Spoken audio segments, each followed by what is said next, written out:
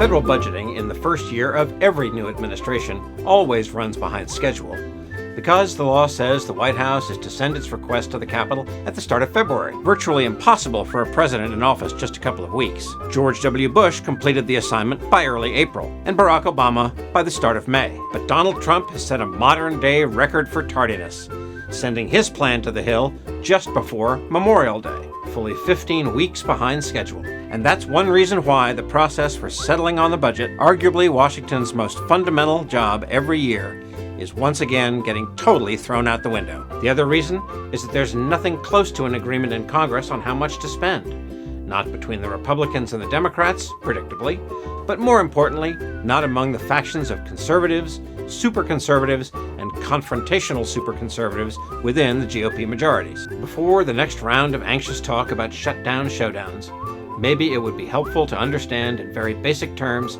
how the appropriations process is supposed to work, perhaps making it easier to understand just how badly the train has run off the rails. On the first Monday in February, the president makes his budget request. The centerpiece are these thick books detailing just how much he wants Congress to give every program, every agency, and every department to spend in the fiscal year that's going to start on October 1st. By April 15th, the House and the Senate agree on their own internal congressional budget blueprint. The most important number is the grand total for what's called discretionary spending. In other words, what Congress gets to allocate.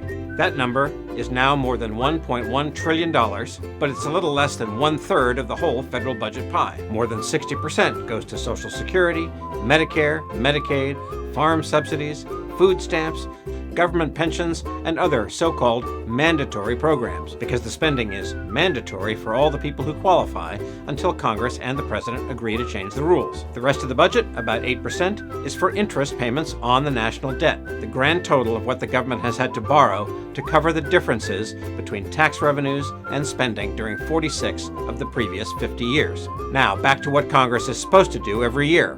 By May 15th, the House and Senate Appropriations Committees take that trillion-dollar-plus number and divide it into a dozen slices, the amounts that can be spent on each of the year's appropriations bills. These 302B allocations, the Bs in budget shorthand, get their name from the section of the budget law that describes the process. These Bs come in all shapes and sizes. The defense bill by itself gets more than half the money, above $500 billion.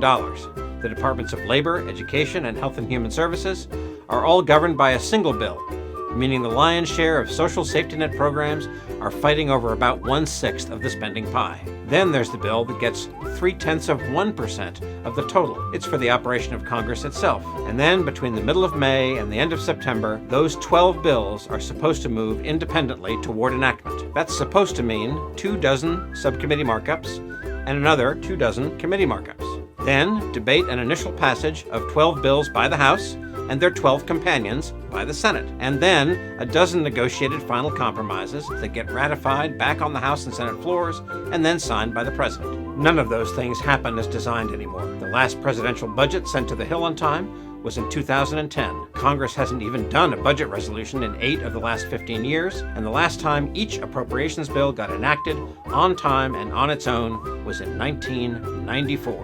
Even with the first all-Republican government for the first time in a decade, the first year of the Trump presidency is not going to herald a return of regular order. How much of a delayed mess it's going to be, it's too soon to say.